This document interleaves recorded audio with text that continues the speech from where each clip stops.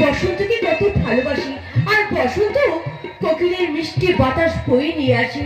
কিন্তু আমিও তো নিশি রাতের কোকিল সেজে এই সত্তরের ডেরায় পড়ে রয়েছি। তবু কেন সে আমার দিকে ফিরেও তাকায় না? কেন সে আমাকে ভালোবাসতে পারছে না? ভালোবাসা শালায় সাপের মতো চুদি। ভালোবাসতে কখন যে শালা ছবল মারবে। তাই ভালোবাসার নামটা শুনে আমার খেলনা হয়ে গেছে। সর্দার, তুই সব থেকে অনেক বেশি ভালোবাসিস সর্দার, কিন্তু আমার থেকে তুই একটু তুই আমার মনটাকে বোঝার চেষ্টা করলি না, কোনোদিনও বুঝলি না। হাজারো তুই বনের রাজা, আমি তো রানী। আমার থেকে তুই সব থেকে অনেক বেশি ভালোবাসিস, অনেক বেশি আদর করিস। বল সর্দার, বল কি হয়েছে তোর, বল। তোর ছয় কি আর হবে?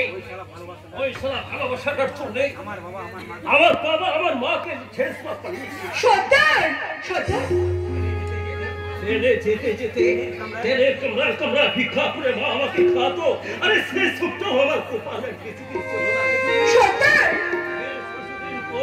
মা একটা অন্য পুরুষের সঙ্গে আমি ভীষণ একা হয়ে গেলাম।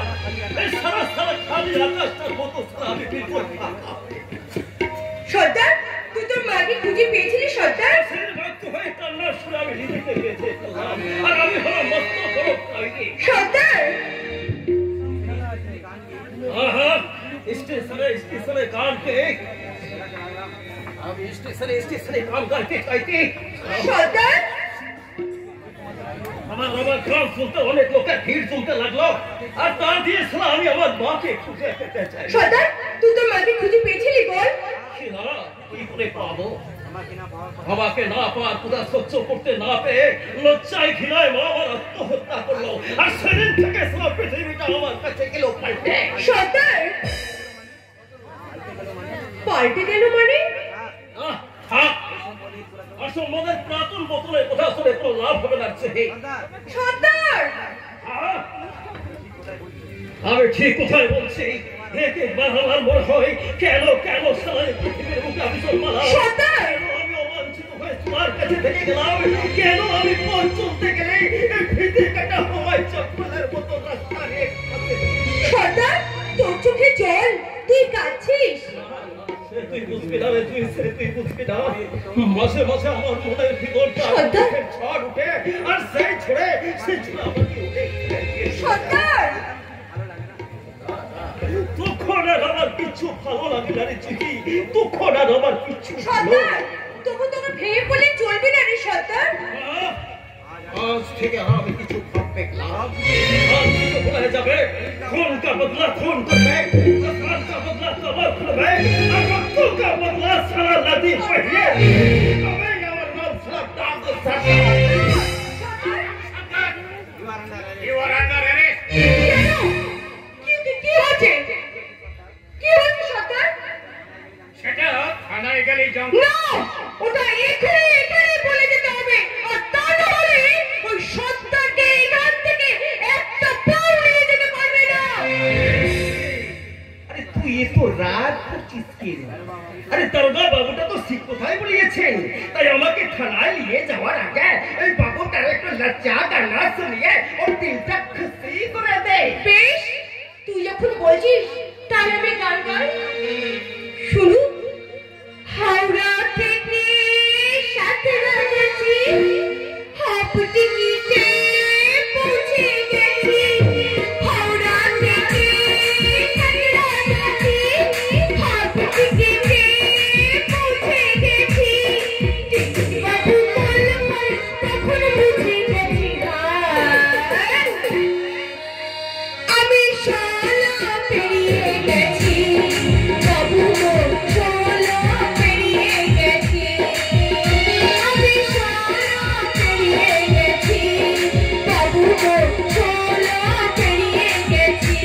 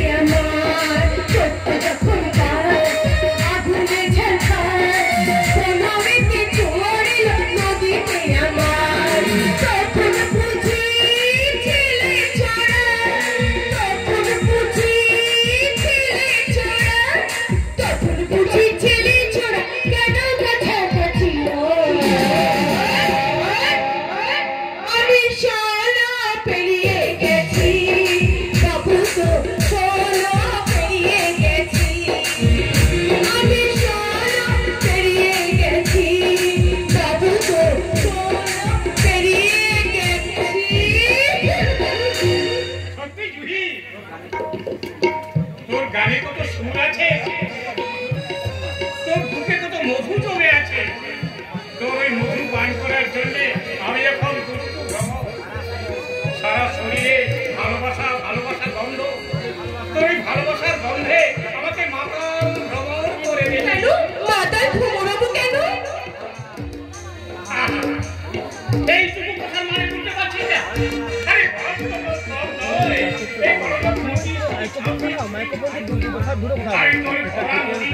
আমি সাঁতার না কেটে থাকতে পারি। আমার কাছে আমার ভালোবাসে আয়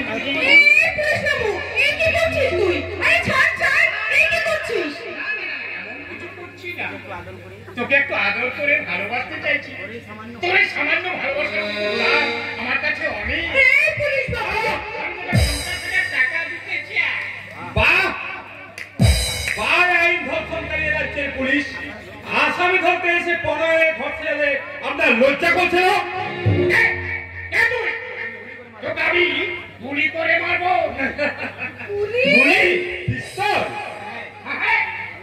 আমি থানাদার বা ইশারি হাওলাদার।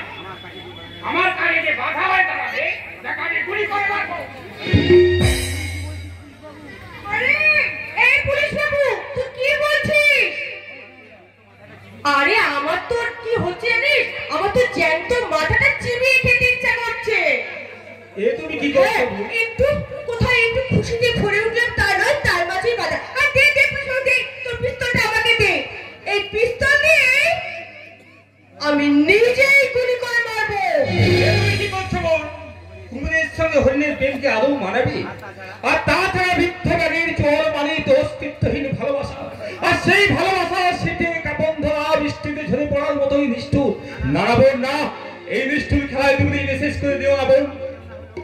আমি কেউ না হলেও তোমার দাদা হয়ে বলছি, হাঙ্গরের মুখে যারাকে আলো কোথায় সবাই পায় না, ওরা সবাইকে গিলিয়ে ফেলতে চায়। তুমি মিষ্টি কথায় চিনে ভিজবে না, তোকে গুলি খেয়েই করতে হবে। গুলি গুলি তো আমি করবই, কারণ ওকে আমি জরুর গুলি করব। তাই তো ওকে গুলি করার আগে এই প্রথম গুলিটা আমি তোমাকে দিয়ে শুরু করি।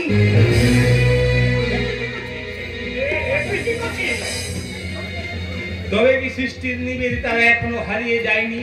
তারা ভাই ভাগ্নের সম্পর্ক নিয়ে তারা উত্তপ্ত হয়ে এখনো বেঁচে আছে।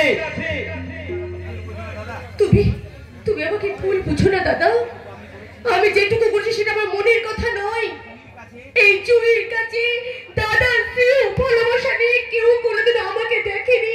সবাই শুধু কুকুর শিকারের মতো আমার দেহটাকে নিয়ে চিড়ে চিড়ে খেতে চায় দাদা। তাই তো বলছি দাদা, আজ থেকে তুমি আমার দাদা, তুমি আমার সত্যিকারের দাদা। তাই তো বলি, ছোট বোন এই চুইকে তুমি ক্ষমা করে দিও দাদা, ক্ষমা।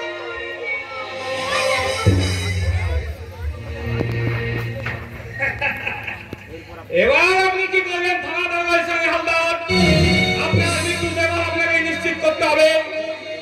নিশ্চিত করতে হবে মানে? এই পিস্তলের গুলি খেয়ে বলবেন, আমার প্রশ্নে একটা একটা করে উত্তর দেবেন। বুঝেছি? সিংহ থেকে আপনি নিজেকে সিংহ ভেবে নিয়েছেন। জানেন এর পরিণতি কি হতে পারে? জানেন? আমি আপনাকে ছাড়বো না। জানেন আপনি আমাকে মেরে ফেলতে চাইছেন? আমার ডিপার্টমেন্টকে কালো করে আমার সব কথা আপনি জেনে নিতে চাইছেন?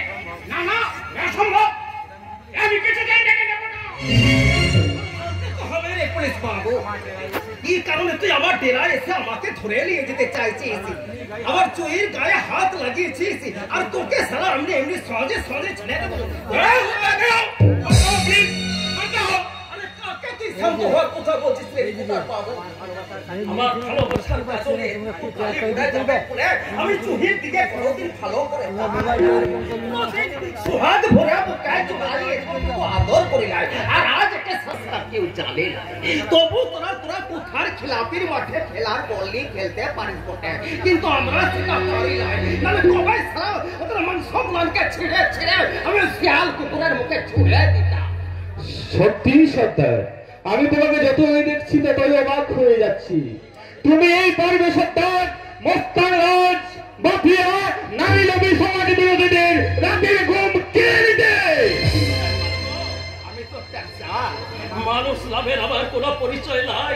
কে আমার মা, কে আমার বাবা, আমি কিছু জানি নাই। তুমি শুধু আমাকে একবার সুযোগ দাও সর্দার, শেষ সুযোগ। আমি কথা দিচ্ছি তোমার এই হারিয়ে যাওয়া পরিচয়টুকু আমি খুঁজে বের করবো।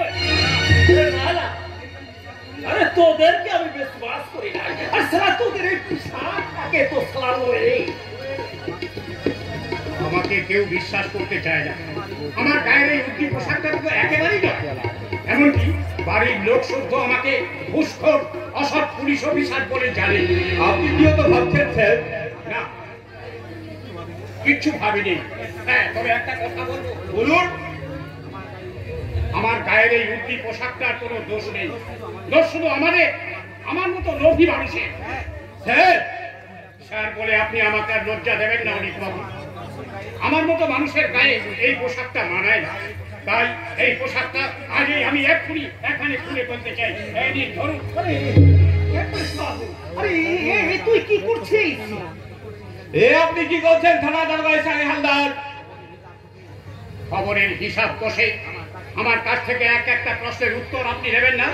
ডাক্তার মলয় সান্যাল খুনের রহস্যের জাল আপনি উন্মোচন করবেন না? অপরাধীদের ধরিয়ে দিতে আপনি তাদের শাস্তির ব্যবস্থা করবেন না? তাই ডাক্তার মলয় সান্যালের প্রকৃত খুনিকে আমাকে জানতেই হবে। যেভাবেই হোক আমাকে ডাক্তার মলয় সান্যালের প্রকৃত খুনিকে ধরতেই হবে। তাই আমি আমার এই মৃত্যুটা উপহার দিয়ে ঈশানী দারোগার পরিসমাপ্তি ঘটালাম। আর আজ থেকে সবাই জানবে ঈশানী দারোগা নদীর জলে বন্যায় ডুবে মারা গেছে। এই পোশাকটাই হবে তার নমুনা। আর এই পোশাকটা দেখিয়ে আপনি শুধু প্রচার করবেন সে হয়তো সত্যিই মারা গেছে। না, তা না হলে তার এই পোশাকটা বাড়ির তলায় চাপা পড়ে থাকবে কেন? তাতে আমার কি লাভ? সত্যের উদ্ঘাটন করতে হলে লাভ ক্ষতির বেশি পরিমাপ করা যায় না অনেক বাবু। তাতে বেশি কিছু না হোক, অন্তত রাজ সাক্ষী হয়ে প্রকৃত অপরাধীদের ধরিয়ে দিতে তো পারবো। আমিও চাই না তরল আলতার মতো নিষ্প্রাণ বোতলের গায়ে মিথ্যার লেবেল সেটে সত্যিকারের কথাটা বেশি চাপা হয়ে থাক। আর আমি মন থেকে চাই না কোনো বিহঙ্গ পাখি খাঁচা বন্দি হয়ে তার জীবনটা শেষ হয়ে যাক।